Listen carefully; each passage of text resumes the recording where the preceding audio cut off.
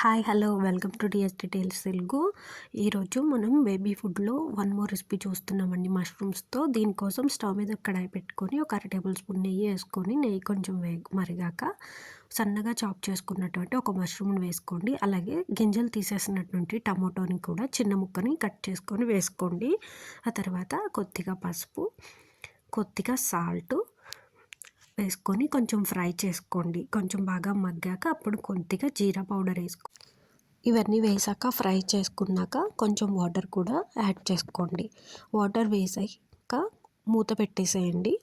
ఇది మరిగేలోపు మనం rice powder 1.5 table spoon అండి. ఇది హోమ్ మేడ్ రైస్ ఉగ్గు అండి. ఆల్రెడీ మన ఛానల్లో లింక్ ఉంది, చూడండి ఎవరైనా చూడకపోతే. దీన్ని వాటర్లో మిక్స్ చేసి ఈ మరుగుతున్నటువంటి వాటర్లో పోసేసేయండి. ప్యాన్లోకి పోసేసాక ఇది థిక్ కన్సిస్టెన్సీ వచ్చే వరకు కూడా బాగా దగ్గరగా ఉడకనివ్వండి. ఇది కొంచెం చల్లారాక బేబీస్కి సర్వ్ చేయండి.